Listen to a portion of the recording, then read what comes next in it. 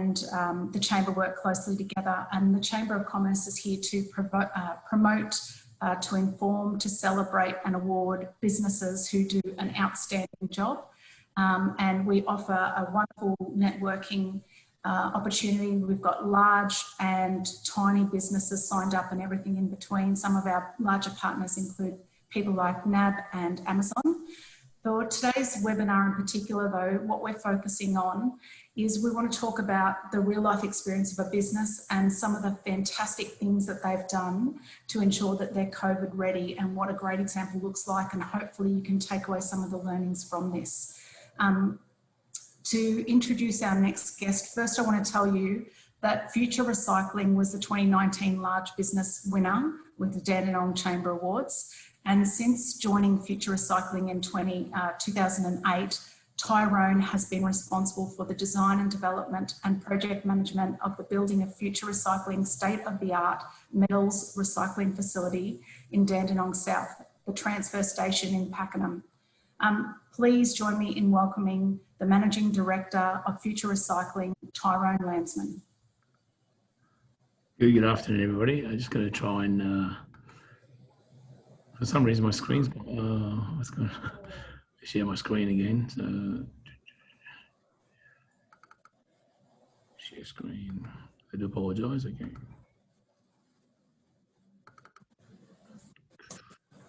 You can already see that.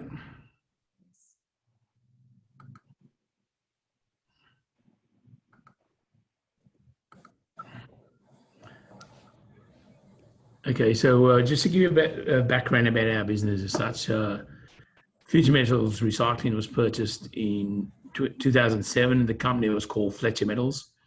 It started off in Shepparton, and in 2008 we established it and established a board of directors and commenced our Melbourne operations. And that's when I joined the business. In November 2008, we purchased National Metals, which was right at the start of the GFC. And in line with our strategic diversion and growth, we purchased the Pakenham transfer station in 2016. During that period, the different business names we had, which was Future Metals, the Cardinia transfer station, the Pack Bin, we became one and we became known as Future Recycling. The advantage of going through the GFC also helped us in the last 6 months. So we'll just go through that process of what we've done over that period. We've got a set management structure where everyone's got their role structures and what they do and what they're responsible for. And my management team meets directly with me, and then I have an advisory board that I report to that I'm also part of as well.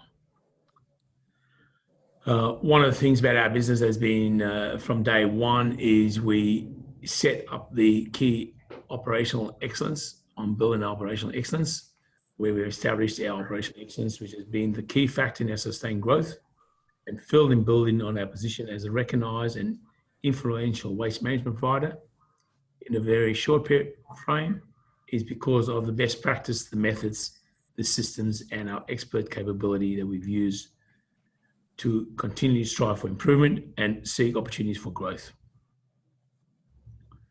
The facilities that we have is the Pakenham transfer station that was a rebuild and was completely upgraded last year. The Dandenong depot, our Hallam facility, we currently got before the city of Casey, town planning to transform that into a new transfer station. And then our Shepparton depot, where we originally started the business, has been upgraded as well over that period. We certified to 9001, 4801 and 14001. We also one of the first waste management companies. We are the first waste management company that can say that we actually certified for climate neutral, and it's measured and offset. Our offsets are done by the federal government as well. So certifications is very important because it sets up our policies and procedures and how we run the business and the culture that we have within the business. All our staff are inducted and our training's done, and we take great pride in training our staff, and they enjoy, and being that we upgrade our facilities, they all take pride in their workplaces as well. We have automated systems that flags us to ensure we're up to date on our staff training, inductions, insurance and licenses. Any contractor that works within our company must undergo a pre-qualification check as well. Okay, so that's just the background, but that also gives you a substance as to how we approach this COVID-19 response. So in February this year, I spoke to a friend of mine that was in Hong Kong, and he's an expat that works in Hong Kong, and he explained to me what the consequences of, or how bad this COVID-19 was going to get at that stage. We were quite living in Australia. We didn't actually take it as serious as everywhere else around the world, or especially in Asia, were taking it. And so I started doing a lot of research in the background as well. On the 20th of March, we set up a crisis management meeting with my management team, and we started holding these twice a week. In these meetings, the management team, we would brainstorm our response to the pandemic and what we would do as a business to protect the staff, our customers, and the organisation as a whole. And these meetings resulted in us developing our own COVID-safe procedures. And a lot of these procedures that we developed was well before the government policies became mandatory. But we did do a lot of research as well as to what is happening overseas. And so the first step we did was we set up our Microsoft Teams within our business. That included the installation of a Service Pro Hub for our Dandenong boardroom, which has allowed for the efficient remote access and meetings across our homes and sites.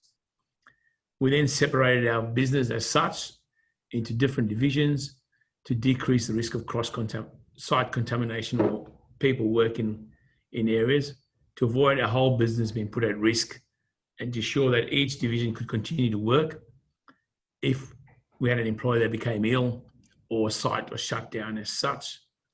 Our personnel were divided into the following areas. We had a transport yard where our drivers were allocated to one truck, and they were also had to keep their distance within the truck yard.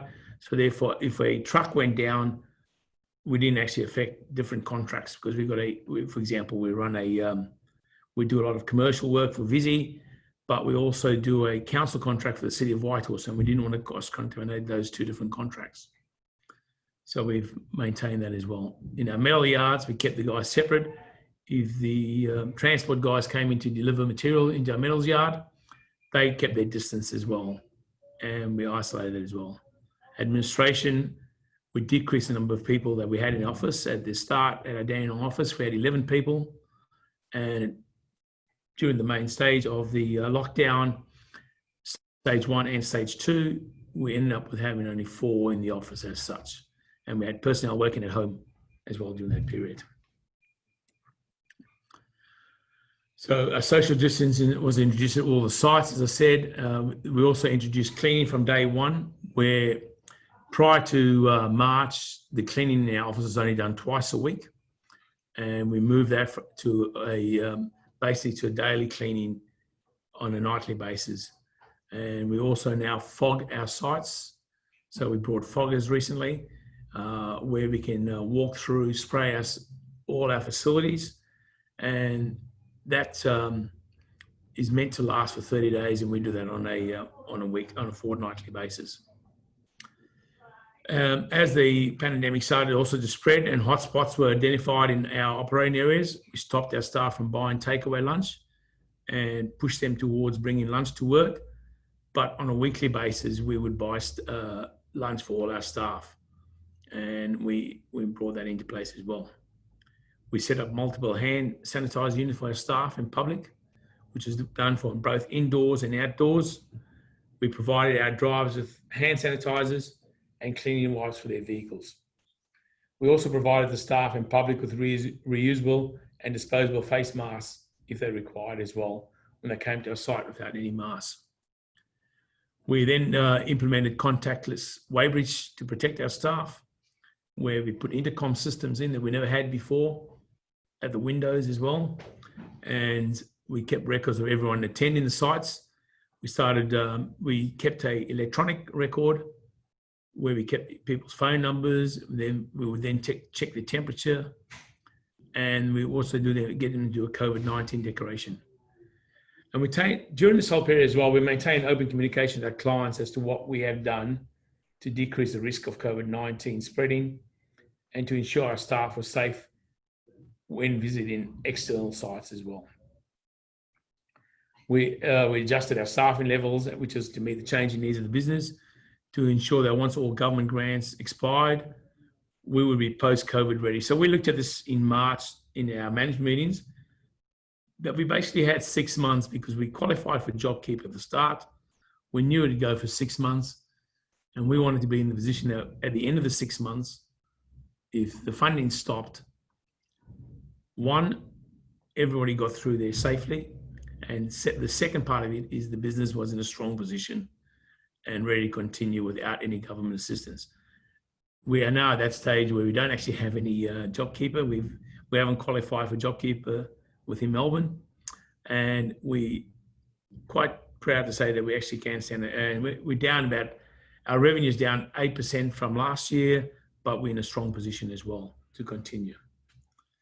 So implementing a strict policy on not attending sites if you were ill, we made sure all our staff understood that, and we would assist them if they needed any issues, either we're struggling for money or anything like that. And also they had been in contact with a confirmed case of COVID-19, they were to report that as well. And also ensure they have the testings done. So now we move into a COVID normal, and as we continue to operate at our sites through the COVID period, because we're a waste management company, we were allowed to trade, but it was restricted during the second lockdown, and the general public wasn't allowed to attend our sites as such. So that affected our revenue as well. Even though we had put in proper COVID procedures in place, we didn't think there was a need for them to stop the public, but I guess they didn't want to decrease the traffic on the road, so they stopped that from allowing the public to drop off their recycling or use the transfer station as such. And we continue to maintain our COVID-19 policies and procedures, which encompasses cleaning procedures, temperature checks. We get declarations done from all subcontractors that come to our sites. Our customers and visitors' records are recorded. And it's fantastic now as well, because if a customer turns up, the staff can actually record their name, because their history is kept on our system as well, because it's all computer-based. And it's actually improved our relationship with some of our customers as well, just dropping material off. We've monitored the staff mixing the ratios, and and everything's been kept on a complete file. So everything is visible if we actually get a visit from DHHS or WorkSafe. And we've continued the strict policy to make sure that if anyone's ill, not to attend work. And on a regular basis, we'll monitor developments, and we still holding our weekly meetings, our crisis meetings as such, from our management team. Okay, so this is just some of the photos that we can show you what we've done. So you can see we've got the barriers which are set up to ensure social distancing when people drop material off. That's our contactless weight bridge system, where a computer system was brought out to the front. We've got the hand sanitizer unit with the site rules when people attend our site, and the intercom system as well, so that the window is not open at all. The Surface Pro Hub, which is in our boardroom, was to assist with the remote working and to ensure we could have our meetings on a day-to-day basis as well. And the daily temperature check-in, we started that from day one as well. We've got a small video which goes over everything, and just thought it's, and what we also did through this period is that to maintain our relationship with our customers, our communication with our customers, we started sending videos out on a weekly basis. And following the video, the first part of the video was from a motivator that would speak about different sports, how sports relates to work, the work environment. And that was done by Harold Krauts. And then we would put a video on future recycling after. And this COVID video was done as to one of the weekly updates to our clients.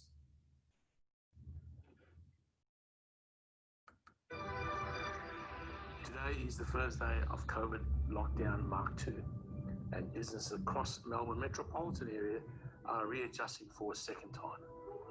We are open and moving forward, even if it has to be at 1.5 metres apart. We will continue to service our valued customers to collect, process and recycle your waste. We have modified and improved our hygiene program to keep both our customers and staff safe. Our facilities are being cleaned daily. We have procedures for our operators when changing equipment and social distancing requirements are being enforced. We're also doing daily temperature checks for all our staff and contractors on site, as well as implementing a completely contactless weighbridge. To ensure the overall business is not at risk, our business units are working in parallel to one another. We will continue to facilitate communication forums for our valued customers and partners across our depots and transfer station. We are all in this together again. And again, I wish you, your family, friends and colleagues all the very best. Stay safe. Today is the first day of COVID. Oh, sorry, that's that's my presentation. I hope it came through clear. Is there any questions or anything like that? Yeah, thank you so much, Tyrone. That was really great. I liked how you touched on both the business side and maintaining those important relationships, and also the COVID side.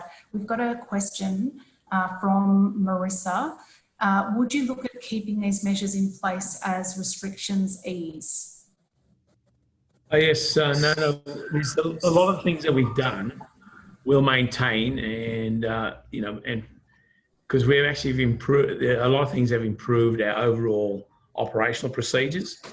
We will obviously want to get more people back into the office as time improves. We're nearly that position now, but it's there's social distancing and ensuring that no one gets the cold or the flu will also help us overall in the long term as well. So I think that's important, and we would leave the hand sanitizing units outside in the areas. I don't think that's going to change at all. I think you make a really great point there, Tyrone, in terms of improving your overall operations and procedures. Now, you mentioned, keeping staff well and not spreading colds and flus. Are there other things that you can see that, at the beginning you talked about the relation of starting in 2008 with the global GFC, and Yep. you related it to this COVID experience, and you're talking about how it's improved the way you operate as a business. I was wondering if you can talk a bit more to that. So I guess in 2018, we started off as a scrap metal business, and one of the things that happened just before the GFC, when the market crashed, is commodities increased on a month-to-month basis by at least 10 to 15% each month. It was quite a unique time to be in business in the scrap industry. And then overnight, it crashed. And prior to that happening, one of the things that we did and ran our business is that we bought and sold in the same market, irrespective of where the market was heading. So we could actually stockpile, but we didn't do that. And that got us through the GFC because we didn't actually have large volumes of stock, and we operated on a just-in-time basis as such. And having all those stringent management structures in place has ensured that when this happened in March, when the first lockdown happened in March, late March, we're in a position that was ready to take on it's a massive hurdle, and we lost 35% revenue. And I've got friends that have got business that have lost over 90%, 95%, and it's been quite tough for them. But you can actually, a lot of people have struggled when they haven't had strong business practices in place from day one. And I think that's what's got us through now. Where, when you look at our business now, we're down to 8% revenue, but we're in a really strong position. And I think I'm hoping, and I'm sure we will get through this. If a third wave comes, then we should be ready to go for it again. And I hope it doesn't happen, because I just want us, hopefully we can get the growth back and life back to normal. Absolutely. You mentioned before, when you were talking about the loss of revenue being one of your challenges, are there other key challenges that you've faced while trying to get COVID ready and make sure that you could continue operating? Look, I mean, the other risk for us was obviously from a loss of revenue, but there's two things here. Sorry, one is our staff to make sure and stopping them from going to takeaway on a daily basis and they walk across the road to get takeaway. It's just to try and get them to think twice where their mindset is as well, because if they out and about and they catch it and bring it to work, it puts everybody at risk from one from an employment perspective, but two from being out of work. And I guess the other thing that is a concern to us as well is that when the drop-off of JobKeeper happens in March next year, and other companies are, I think we are going to lose more revenue then, and there are going to be some of our clients might drop away. So our overall revenue within our business will be at risk as well again. So that's the other concern, because obviously a lot of people will then, their leases will all kick back in with banks and things like that in March next year. Whereas we're ready to go now, and so it's a real concern going forward. So raising awareness of staff and their habits and trying to change those habits to make sure that it doesn't impact your business. It sounds like you managed relationships with your stakeholders really well. You talked about not cross-contaminating on contracts and in terms of communicating with those stakeholders. I just thought that perhaps for the other businesses present, you might talk to that, because I'm sure that that is on their mind as well. Change management, I think prior to this, everyone would say that change management is one of the hardest things to implement. But I think the overall population around the world has adapted pretty quickly to this COVID-19. And I think people have changed their habits quite quickly. I'm still shocked how many people, and we go for a walk in the morning, my wife and I, how many people wear the mask still. And you walk some people, if you've got the mask down, and they'll walk about another 1.5 meters away from you. So it's just, people have changed. This has changed everyone. I think everyone has adapted. And, you look at some of our staff, we've dropped their overtime and things like that. And normally there would be an outcry, but they've all just accepted that they've got a job and they've got to do the right thing to be in that position. So it's been easy from our perspective, because I think everyone has accepted they've got to get everyone through as well. It's not about themselves. And so change management has been easy in that sense. Okay. And in terms of hindsight, now that you can look back and see what you've done over the last 6 or so months, any key messages or things you want to share with other businesses, or what you've learned, or what you would perhaps think about differently in future?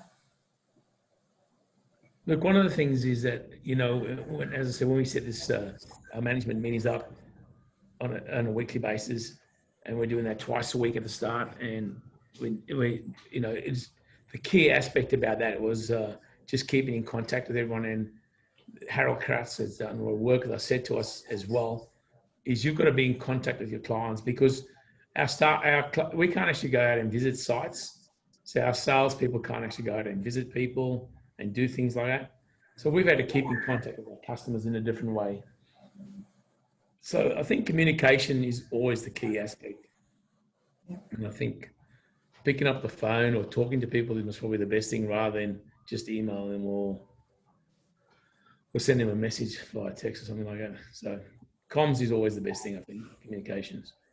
And the personal touch, it sounds like, too. Yeah. Any parting messages or anything else you want to leave us with in terms of advice to businesses or your experience? I don't think I've got all the answers. So some more answers to help us all get through this, I'm happy to listen. Okay. Lovely. Tyrone, thank you so much for all of your advice and for taking us through everything you did to be COVID ready. We really appreciate it, and I'm sure that lots of people here have learned a thing or two about, or certainly got some takeaway tips and things that they might like to focus on in future. Really appreciate your time. Thank you very much, Nathan. For our second guest today, and this is more related to the latest Premier announcements that came out on the weekend. We have a senior advisor in DHHS, in the community engagement team. She's worked with a number of small and large businesses across Melbourne and regional Victoria since the start of the pandemic and has a background in public health. Here to talk about the latest information on COVID, please welcome Hazel Fetherston. Thanks, Lisa, and thanks everyone. It's great to be here. I'm speaking to you from the lands of the Wurundjeri people, and in line with this year's NAIDOC theme, the First Nations people always was, always will be the traditional owners of the land. I'd like to pay my respects to past and present and anyone who is Aboriginal or identifies Aboriginal and Torres Strait Islanders on the call. Tyrone, I just wanted to say how great it was to hear about some of the fantastic work Future Recycling is doing and their response to the pandemic and keeping their staff safe. I think I've also been personally surprised by how people have, like you said, so quickly adapted, whether that's the physical distancing of the face masks. And it's just so terrific that the whole of Victoria has responded so well. And the best indication or measure of that is that we're 13 days with double donuts, as I've been saying, 0 cases, 0 deaths. So a huge thanks to everyone on the line and to their communities for getting us where we are. I just wanted to, I guess, start off by saying, everything that Tyrone was just saying really resonated with me, and I think leads into my presentation quite well, is that we want to, things such as the COVID safe plans are there to make sure that, businesses are in the best position. So having worked a number of outbreaks around the state, and I've worked with a number of different size industries and companies, those who, particularly in the regional space where they were a little bit more ahead of us, those who had COVID safe plans, took information about their customers and things like that, not only really helped us, manage and scale down the outbreak response, but particularly just really helped businesses bounce back quicker. That's what we want to do, and that's what we're wanting to support you with. And obviously, that helps us stay open and helps everyone stay safe. So as we, it's been very clear that we're in this new phase of the pandemic. Like I said, we've had, 0 cases, in the last 13 days, and the pandemic is evolving, and where we at DHHS are really trying to learn, and adapt every single day. As you know, every Victorian business must have a COVID safe plan, and that there are random spot checks both across Melbourne and regional Victoria. And like I said, it was so clear that Future Recycling has consistently put itself in a strong position, and that's what we're hoping the COVID safe plans will do. Unfortunately, I don't have a crystal ball and I can't tell you what the announcements will be on the 22nd of November. If you know, let me know. But, as soon as we know, we will be communicating to, this group and to all of our stakeholders, that's a variety of people across Victoria, what this means for them. But, it's been so terrific from my point of view, working in, the high risk business industry space, that industries and companies, no matter what the size are responding so well. And we just want to make sure that any questions or feedback that you have, we can quickly come back to you and make sure that you're protecting your workers and your business to be COVID safe. Just, I guess, some really practical things. I think it's important to note that we at DHHS and the response to the pandemic is very much a public health response. So, I guess, to unpack that just a little bit, in one of the, and to give you an example, in one of the outbreaks that I worked, we actually had the local Chamber of Commerce come to us with some key information which would help with contact tracing. We didn't find the people, who might have participated in something, or their workers participated in something that was, breaching COVID restrictions. We want to build on that relationship. We don't want to, this isn't we're not handing out fines or anything like that. We really just want to work closely with businesses because we recognize that they have really great relationships into communities. So we don't want to damage the relationships that we have there. In terms of, I guess, just the COVID safe plan, the coronavirus.vic.gov.au website has an abundance of resources that are free for your business. So for example, you can get signs or posters, on the website. If you need help completing a COVID safe plan or you need information that's not in English, there's about 21 languages and translated materials on that website. There's also information there around how to prevent an infection in the workplace. And I've got some relationships with our infection prevention team. So if you'd like to talk to an expert, more than happy to help tee up that conversation with, with you. In terms of, I guess, the operations of the businesses, there are also some free online courses on upskill.business.vic.gov.au, and particularly for small businesses, there are some free mentoring sessions. And as I've been speaking, my colleague Sharon's been just dropping the links into the chat. So feel free to just have a peruse, when you have a moment. And I think one that's really relevant is there's a free short accredited training course on infection control. So if you're interested in that, again, we'll drop that in the chat box. And feel free to complete that course if that would be helpful. If there's anyone on the line or, anyone watching later on who's from an abattoir or a meat processing plant, we know that that's a particularly high risk industry. Like I said, one of the strategies, or one of the things that we can help you with, is arranging our infection control nurse outbreak team to help you with a comprehensive risk assessment, which basically helps identify any key areas of improvement to reduce the spread of COVID-19. This can be done virtually or actually can be done in person. Unfortunately for abattoirs, we can't do them in person just from a public health risk point of view. Obviously, in the instance of an outbreak, there are some real tangible supports that we can provide you. So DHHS, together with the Department of Jobs, Precincts and Regions, we will support you to reopen. So that's anything from giving a comprehensive report from the infection outbreak squad and also assistance in deep cleaning.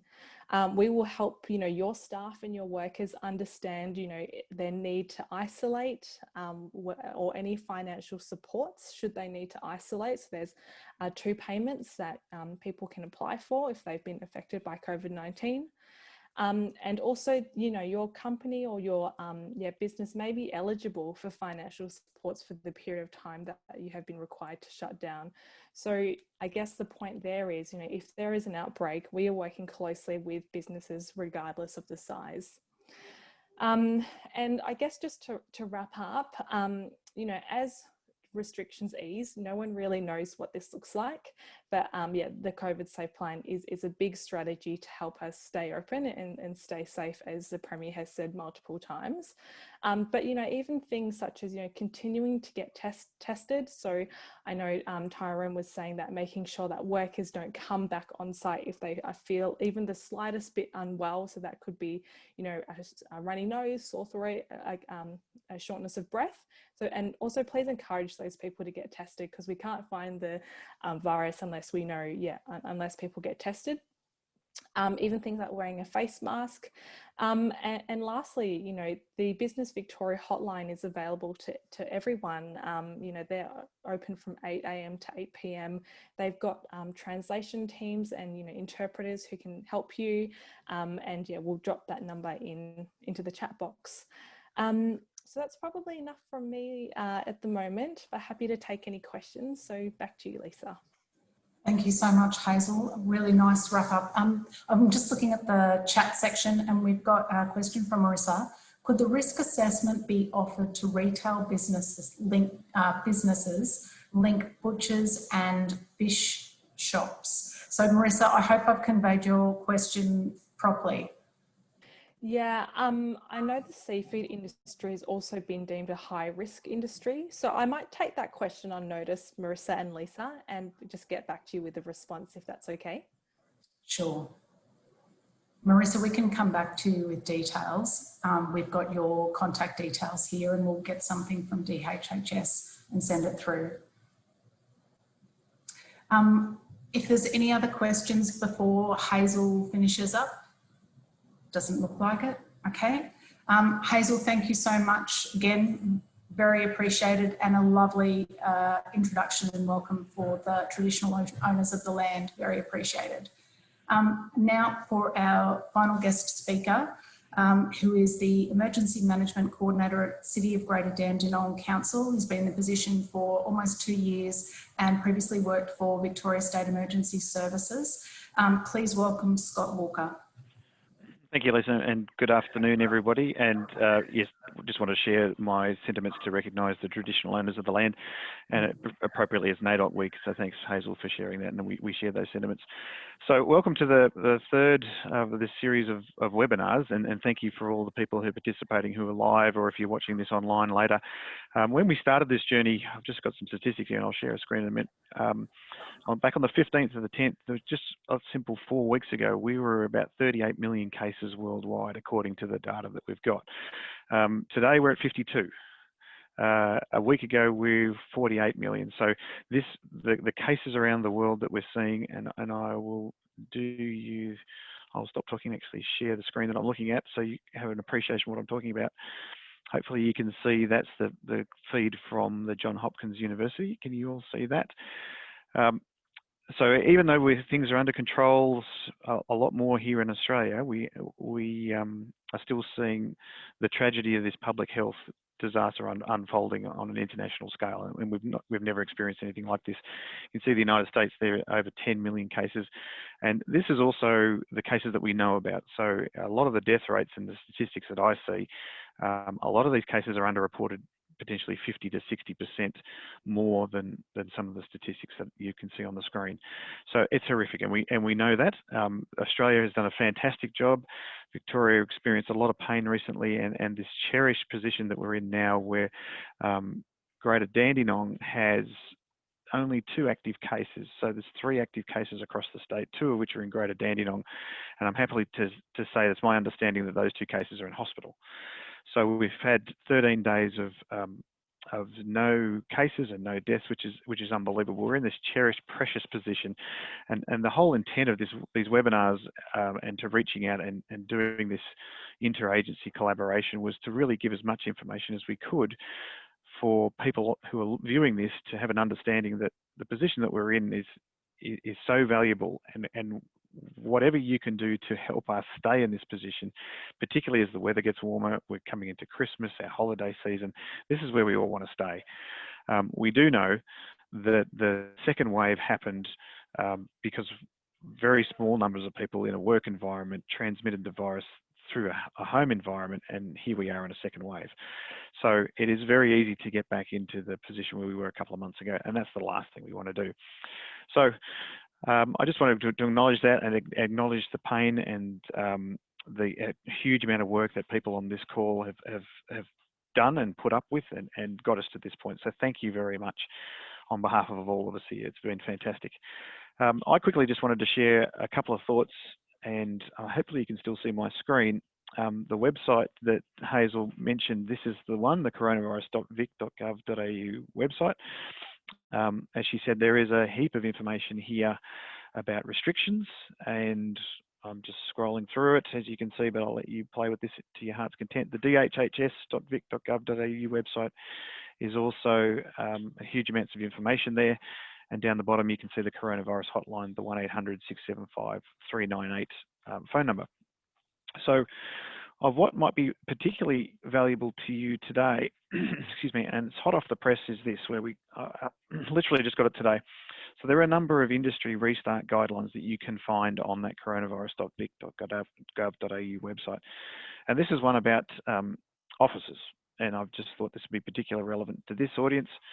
And as I scroll down here, again, you can start to see some of the steps to the COVID normal, part of the government's roadmap to get to that COVID normal position. Again, you can see there the principles that we are following, the 6 COVID safe principles. And then there's quite a lot of detail in this guideline. There's an example there about office space. So I would encourage everybody on this call and everybody who's watching this to get on that website, have a look at your industry, have a look at some of the reopening guidelines that are particularly to you. But this one I'm showing you now, and I'm just flicking through it, is particularly for offices. Now, we're still encouraging people that where they can work from home, then we're still encouraging you to do that. There's information there about COVID safe plans. And again, there's even a guide there about cleaning. So they're very comprehensive, they're very detailed, and I can't recommend these enough. And as I said, this one came out just literally this morning is when I got it. The only other thing I wanted to touch on was the roadmaps. Again, Hazel mentioned the crystal ball gazing, and I share her sentiments that if anybody has a hot tip, I'd love to talk about it. This is all based on the numbers, and we've done such a great job in getting to this point. We have seen it in the past where the Premier has announced, because of the great results we've achieved, that we've been able to bring forward the easing of some of these restrictions. Now, I'm not suggesting that's about to happen at all, but we're internally hopeful that we can get to our new COVID normal sooner rather than later. It will depend on you. It will depend on everybody playing their part. It'll depend on the wearing of the masks, the washing of the hands, following all those 6 principles, keeping the social distancing. If we can do that, we've done it for the last few months, then we're in a great spot. We don't want to be like the United States. We don't want to be like some countries in Europe right now that are going back into second waves and experiencing all the horrors of that. The roadmap you see there, this is really good summary about how we live across Victoria, and you can scroll through that at your leisure. And there's another one here about the work environment and specific industries. So again, all of these links to all these resources will be provided. This copy of this video, the previous videos, that'll be up on the Chamber of Commerce website sooner rather than later, and this will be an ongoing resource that's available to everybody. And lastly, I'll just stop sharing my screen now, assuming I've got that technology, or maybe Tamara can help me do that. Fantastic. I wanted to also thank the Chamber of Commerce. This has been a partnership, and we couldn't have really done it without the members on the screen here. So I wanted to say thank you very much to Lisa and Tamara, and to everybody at the Chamber of Commerce in Dandenong, to our colleagues in DHHS who have been under a phenomenal workload. The fact that you can stop for 5 or 10 minutes or even half an hour, Hazel, to come on here and to share your knowledge, we really appreciate. 4 weeks ago, we had Mia Bromley talk about some of the restrictions, and we had Dr. Michelle Dallaire from the Department of Jobs, Precincts and Regions, gave a fantastic presentation just overall about COVID safe plans. That PowerPoint will be available for everybody. The video, I believe, is up now on the Chamber of Commerce YouTube page. So please share that. There's no secrets here. It's all public knowledge. What we're trying to do is package it into a product that you can then put to use in your businesses and apply it to your relevant situation.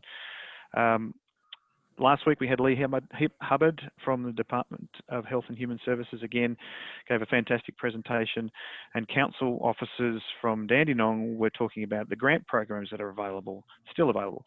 We talked about the outdoor dining programs that we're about to roll out, and love to talk to businesses on this call or who are watching this about that if that's relevant to you.